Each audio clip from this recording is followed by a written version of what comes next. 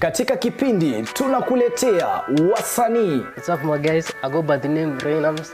Eti nikipita kwa macho unanipimia na kama sina pesa unguwezi nipimia hapa Shensta the Poet manze. Ngoma moto moto. If you wanna show some love, I don't fake it. Hey, da kumenya mawado mako. Nani anadera shire. Oh, utani wako. Vichekesho mkisongaza, mahojiano moto moto, stori za wasanii pamoja na talanta za wasanii. Fiki wa kasi gani kama wapatikani wakati wa shida. Na pia kwenye kipindi utabambika, utajijenga, utaelimika, utakuza talanta yako. My name is Rebecca Mutie, I'm a model and I'm Afri Kenya. I'm a student. Napenda kusikiza kipindi cha Bonga na Katoni kila Jumatatu kuanzia saa 9 mpaka saa 10. Kumbuka ni kwenye Bonga na Katoni ndani ya TAS TV kuanzia saa 9 hadi saa 10 kila siku ya Jumatatu. This is Bonga na Katoni in TAS TV. Karibuni.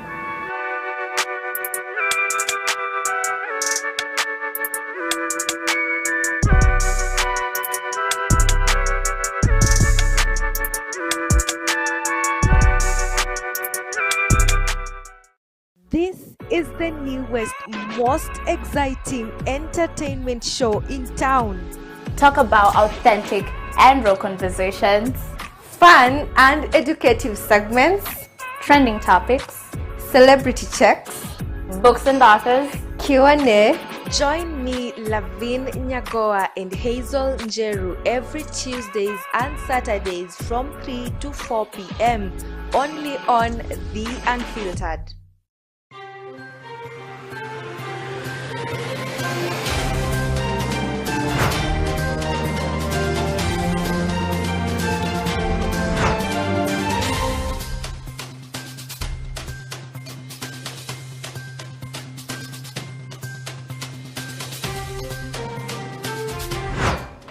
Get informed on what is happening in our political scenes and people who are making headlines in different parts of the country and the world right here at TAS TV. Join me, LAVIN NYAGOWA, as I bring to you weekly news highlights that are factual every Friday at 4 o'clock. See you then.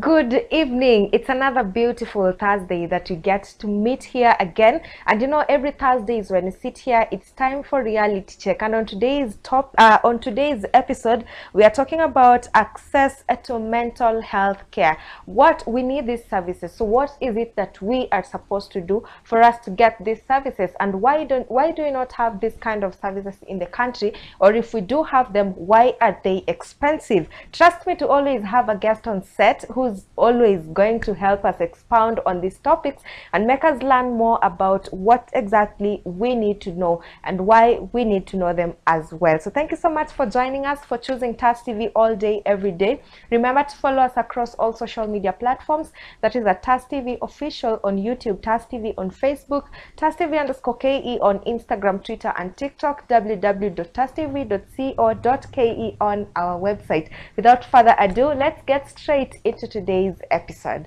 Karibu sana. Thank you so much. Thank you so much for coming back once again. Asante sana. Thank you so much for always not saying no to us. It's an honor, it's a privilege to be here. Thank you so much. Please introduce yourself. Hata kama sisi wengine tunakujua, we always have new people watching every other time. So please tell us who you are and what exactly that it is you do. So my name is Faith Muhonja. I'm a counseling psychologist by profession, and I'm so happy to be here today. I'm really looking forward to our conversation because I believe it's one that we should really speak about. Okay, so let's start with, you know, the most basic, access to mental health care. So why is it important that people should actually be given access to this kind of services?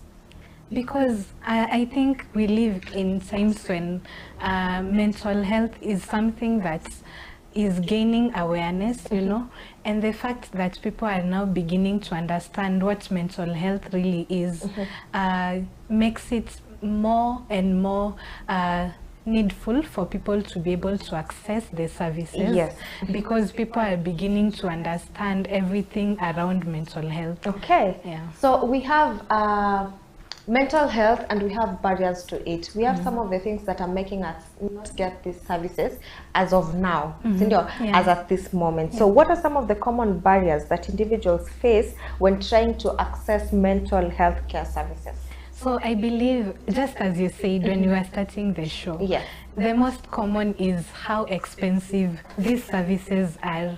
I know that most people, we live in a time when, you know, most people are struggling to even put food on the table. And so this being something that most people don't feel is a necessity, if they don't have the money to put aside for this, it becomes a barrier because a person will prefer to prioritize other things and set mental health care aside because they feel like they don't have enough money to cater for everything, including mental health. And so I think the aspect of money and our economy is really a barrier. The other thing is inadequate professionals. You know, there I believe we usually use this term for people like they have not really taken time to study about all this, but they want to give the services to people, you know. So it is tricky because they will not deliver. Ni kama daktari mwitu. And so it's important to just get people who are really people who have studied this, people who have taken time to learn, and they're even, you know, they are now approved to provide these services, because one wrong move and you end up messing a person. So I think that's also another barrier. The other thing is for people who live in rural areas, they really have a hard time accessing mental health care because most mental health professionals, sorry to say, but most of them are based, you know, in towns, so it becomes a bit tricky. I also feel like mental health, when it comes to, you know, getting the access, or rather the barriers that are in it, and the fact that you say we have the Mutu psychologist, this Mutu thing does not really start with just somebody coming out of the blues and, you know, wanting to provide these services. It also starts with a university where students are supposed to actually read for this, but they don't necessarily do the studying part, and when they get out there, they also want to actually practice. That is why we have so many people when you get a miss, they miss out on what exactly they're supposed to do and end up giving the wrong prescriptions, for lack of a better word, to the, you know, to the victim. So away from that, you mentioned something to do with us being in the tough economic times. As a country, things are tough now, and these are one of the issues that are really affecting people currently. So how do we ensure, how do socio-economic factors, and especially income and insurance cover, impact a person's ability to access this kind of services? I believe that as I said earlier, the fact that we live in really hard economic times, for low-income earners, they have to prioritize other needs, you know. They have to prioritize taking their kids to school, providing food, being able to pay rent, you know, and so because they don't have enough. Yeah. But for high income earners, they are able to access these services because it's not a problem to them to spare money for it. Yeah. So I think it's about these two groups, you know. There are those who are able to comfortably afford mental health care, and there are those who are not able, simply because of the determining factor, which is money. So there needs to be a balance when it comes to the two. There does.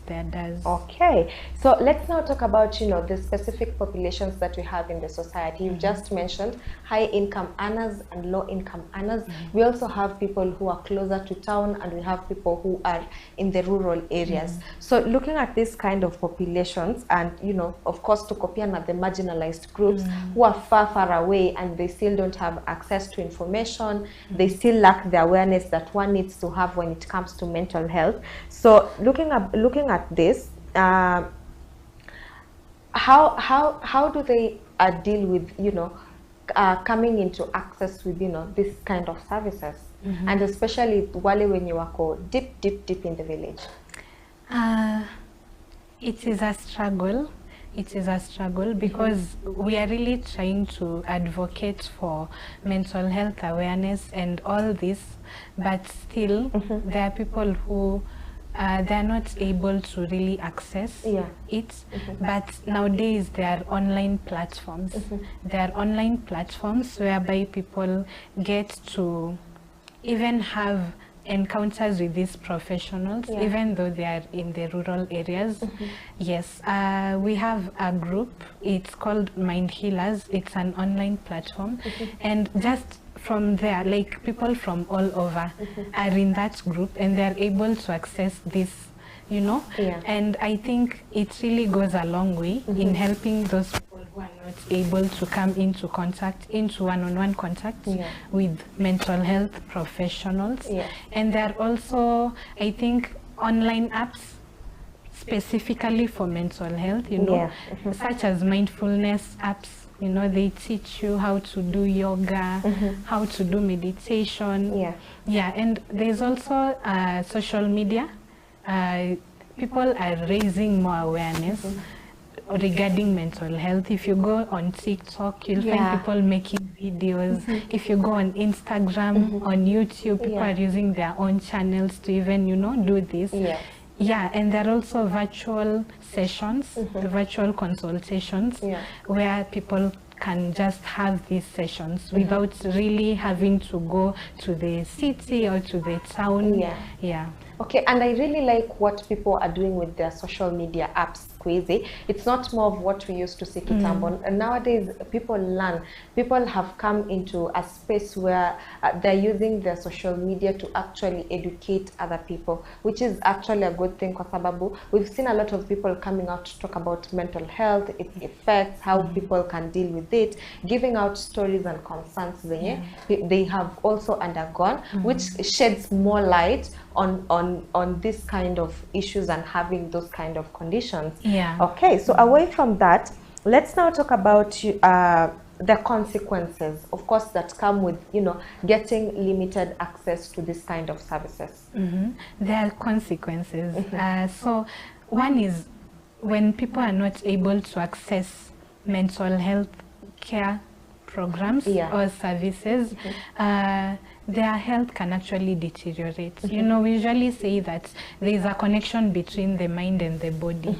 So if the mind is sick and it's not treated on time, there is that aspect of your entire body starting to act up. There are times when if you are stressed out, stress is a psychological aspect, but it will make you feel tired.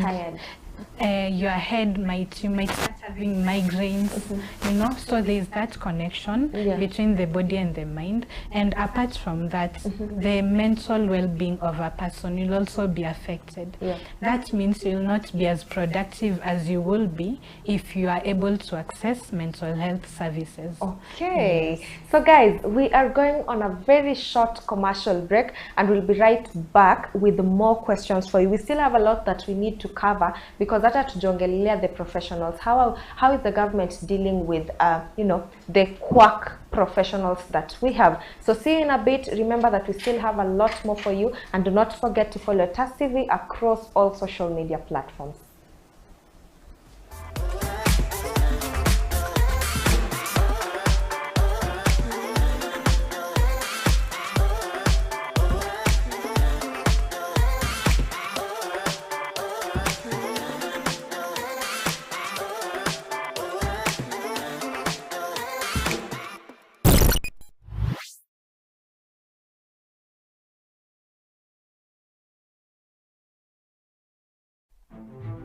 Welcome to TAS Media Institute, the home of undiscovered talents. You will be trained by professionals who have a passion in what they do. Do not be left behind. Enroll now and become a pioneer of TAS Media Institute.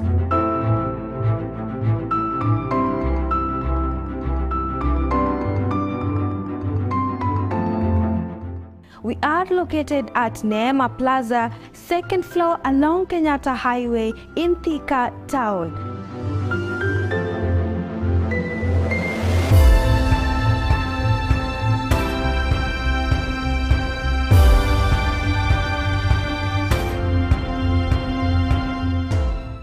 Life can sometimes take unexpected turns, and this family's story is no exception. When a gas explosion completely changed the course of their living, Mr. Joseph Lual and his family have been forced to face unimaginable hardships. But even in this phase of adversity, they have managed to persevere with so much resilience. And as the saying goes, adversity introduces you to yourself. Let's get the story of Mr. Joseph and his family.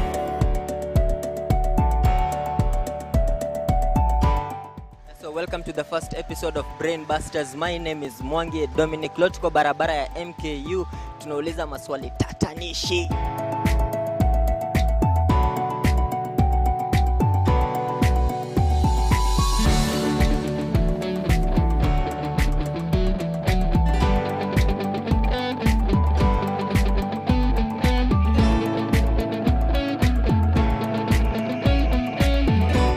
At TAS Media Institute, we let you discover your talent.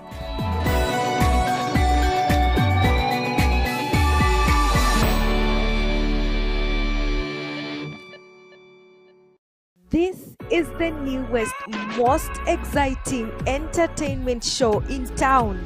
Talk about authentic and real conversations, Fun and educative segments, trending topics, celebrity checks, books and authors, Q&A. Join me, LAVIN, NYAGOWA and Hazel Njeru every Tuesdays and Saturdays from 3 to 4 p.m. only on The Unfiltered.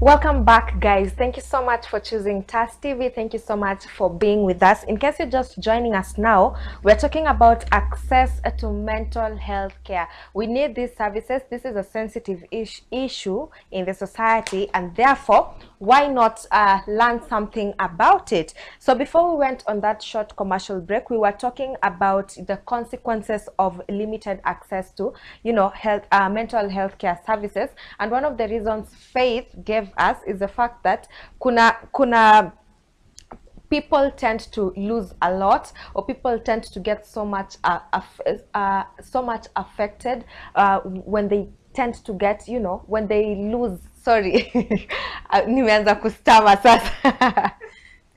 People get affected a lot when they don't get these services, and it is upon the community and the people that are around you, the healthcare providers that we have, to provide these services. Yes.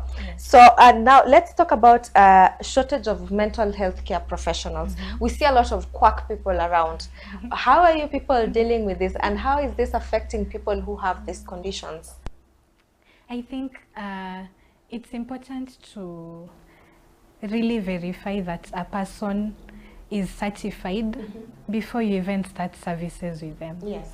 Because if you go to a person, you are looking for a counselor, and you get a person who claims that they are professionals, you still have to go to the next level of really verifying that they are licensed, you know, they are certified to do it before you even engage. Because if you get services from a quack, it's just the same as if you go to a doctor and, you know, you get a person who claims they are a doctor but they are not. The implication is really huge, you know. They might end up messing with you. Let's say for a woman who is in maternity and she ends up getting a midwife who is not really qualified. What will be the impact on the child? You know, it's the same even when it comes to mental health, because if you get a wrong diagnosis or even a wrong prescription, the implications are really great. You can end up running mad. You can end up even, you know, deteriorating more than the level you were in before. So it really calls for just verifying that you are being handled by a professional. So it also turns down to, you know, just you doing your due diligence and being 100% sure that whoever is giving you, whoever is providing the service or giving you the service is somebody who's qualified. Exactly. So let's now turn down to technology. We've seen apps, we've seen people coming out on social media. How is this, you know, helping to improve the access to these services? I feel like, you know, before, even I believe while growing up, personally, I don't know if it's the same for you. When I was growing up, I used to think that psychiatrists and counselors, psychologists, they were only located abroad. I don't know if you grew up thinking the same. I used to think that there are no psychologists in Kenya. So for you to get those services, you had to travel all the way. Yeah, that was my thinking. But you know, growing up, and I think that is what really, somehow, it was also a contributing factor to me wanting to do this course. Because it was not really something that was even, you know, you couldn't even dream of meeting a psychologist while growing up. We only used to know of the school counselors. So I believe that now that people are using these channels, these social media platforms to even make this more accessible, it really helps, because it has brought mental health nearer to the common mwananchi. You don't have to feel like this is something which you won't receive if you seek for help. So I feel like it has made it more humane, so people don't have to like spend a lot to travel abroad in order to get these services. And the online services, you know, you can have online consultations with specialists and professionals, and so it really does a lot. Okay. So let's now look at, you know, the government and the policies that we have when it comes to this kind of services. What role does the government policies really play in providing mental health care services? For our country, we are still in a place where we are even pushing to really like for the government to start prioritizing this as every other department, and you know, but I think the government tries in terms of even providing funds. There are NGOs which the government steps in and, you know, just gives something to just push the agenda. And there are also, let's say, insurance coverage. The government has tried to even like incorporate the aspect of mental health when it comes to insurance coverage. So I think that is where we are as a nation, but so much more can still be done. Yeah. Okay, so let's look at the strategies individuals use to navigate the mental health care system and how they overcome the barriers for them to access the services. So I believe when it comes to mental health, you really have to be intentional about even seeking it, you know, because most people don't prioritize mental health. So it's about being deliberate. So I think one aspect is of overcoming this. I believe the online platforms, the social media platforms, they have really gone a long way in even overcoming, you know, the inability to access mental health. Okay, so we have schools, primary schools, high schools, universities, and we've seen them form circles, groups. We also have counselors for high school students, class counselors, school counselors. So there are so many of them. So how do these groups and institutions, schools and institutions, contribute to, you know, getting early intervention and then actually coming up with support to actually help you get better as a person who's living with a mental health condition? So I believe the first thing is to just raise more awareness in regards to mental health, even in schools. That means going into educating students about this aspect so that it's not something that is just overlooked. And even going further to even train staff on how to handle students with these conditions. Because, you know, if a student has a mental condition and they are not well handled, it will really impact the way they feel about themselves and even the way other people view them. So the staff need to be trained on how to handle this, and also incorporating parents, because if the parents are also made part of this, you know, just taught on what really these mental health conditions are and how they can even support their children with these conditions, it will really help. Okay, so now let's talk about community-based organizations. We've seen such organizations do so much work in the society by just coming up, helping people around to seek, you know, this kind of services. So what are some of the things that these organizations are exactly doing to help the community? Because the communities that they deal with are very big communities, for instance, the slums. And we all know working with people who live in the slums can sometimes be very hard, but hawa ni watu wenye wamejitolea just to provide these services. So I will say there are many non-profit organizations which are coming up and just stepping in, being ready to offer this help that is required for, let's say, the slums, as you have said. So I think they're playing a really crucial role because they are really raising awareness on this and shedding light on it so that it's not something that is unheard of. Because right now, I believe if you go to a slum and you ask people about mental health, there are more people who are aware of it as compared to before.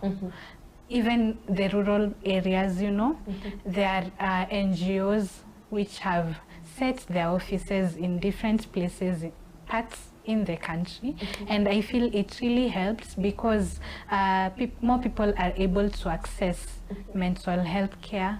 So it has really just raised the bar when it comes to everything about mental health. Yes. So that is actually a good thing that these organizations are doing. And maybe just I know we talked about it in a previous episode, but I'd just love us to mention it again, the stigma that comes with accessing mental health care services, because tuko na watu in the society who will see you talk about mental health ama come out as somebody who has such kind of a condition, and they separate themselves from you simply because of whatever is happening to you. How do we deal with this? And it's so sad, you know. We are supposed to be past that as a community.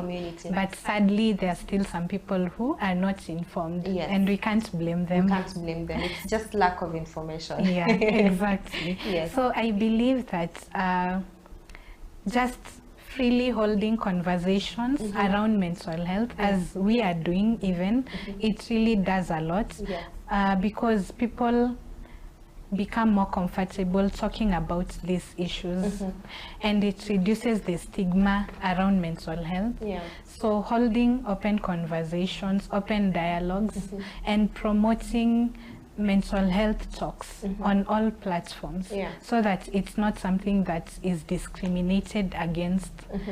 So I think, you know, I believe I have heard of stories where in the past, because people did not have awareness of what mental health is, for the unfortunate people that used to have mental health conditions, wangefungiwa kwa nyumba, you know, like their families were ashamed. Somehow they were ashamed, and they did not want to be discriminated against. So if a member of the family happened to have a mental health condition, that person will be locked in the house. Ama they will not be allowed to even interact with other people. But just overcoming that stigma, I think it involves raising awareness, helping people to understand that these people are not mad, these people are not cursed. You know, there are places whereby if you had a mental health condition, you'll even be taken for deliverance, you know, hiyo ni pepo. You know, just raising awareness, helping people to understand that si hivo, it's this other way. Okay, so it's actually really sad. Looking back, there was actually a news story, I think on one of the media houses or mainstream TVs that we have, where some pastor somewhere locked people with mental health issues in a church, and they'd actually go to church with chains wakiwa wamefungiwa just because they have mental health issues and that they're praying for them. But why would you tie somebody down when all they need is medical help? Yeah, I think it comes down to people fighting what they don't understand, and that's why it's important to raise awareness, because you know what people don't understand, they fear, you know, and when a person fears, they try to protect themselves. Or for religious people, there is that aspect of thinking maybe this person is cursed, or they have demons. They have demons. So you see, if we are able to raise awareness and help everyone, including the religious organizations, understand that these are humans still, they are still loved by God, and God has not left them, or you know, or God is not punishing them because of something wrong they did.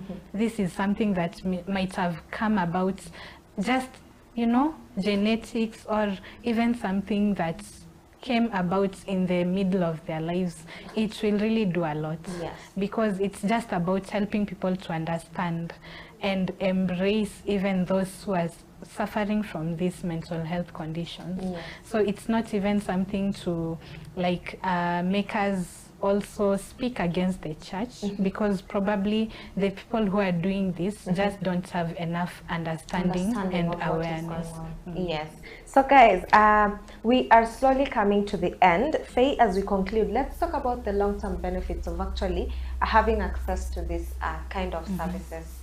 So I believe that if enough people are able to get access to this, the benefits will include high productivity, you know, people will be able to perform better at their workplace, which will really boost even the economy of the country. And also relationships, there will not be that strain. So people will be able to be integrated into the community despite having mental health conditions, because people will know how to manage them. So I think the overall is gaining access to mental health will really go a long way in improving our quality of life and even quality of relationships. Okay. Yeah. Yes, guys, so it has been a short and sweet episode. In case you missed out on anything, just make sure that you watch right from the beginning of the show up until the end for you to get better understanding of why it is exactly important to get access to mental health care services. So remember, guys, to follow TAS TV across all social media platforms. That is TAS TV _KE on Instagram, Twitter, and TikTok. TAS TV on Facebook. TAS TV official on YouTube. Faye, just give us your parting shot. I think I will have to conclude by encouraging people to seek professional help whenever there is need, and go out of your way, go the extra mile. If you're not able to get one-on-one sessions, there are the online virtual sessions. Please reach out to people who can help. You don't have to struggle on your own. There's always someone who is willing to help you. You know, you don't have to walk this journey alone. Yeah. Yes, and as I always say, guys, in a world where you cannot be anything, please remember to be kind. My name is LAVIN NYAGOWA, and this has been Reality Check.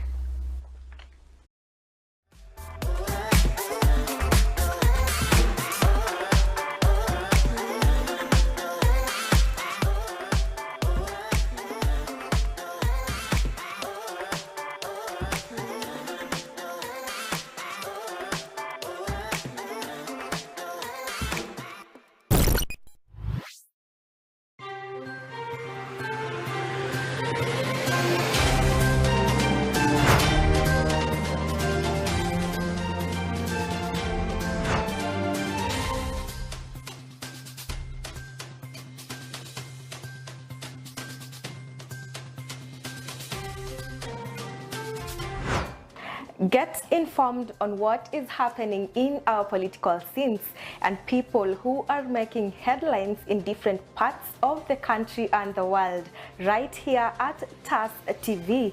Join me, LAVIN NYAGOWA, as I bring to you weekly news highlights that are factual every Friday at 4 o'clock. See you then.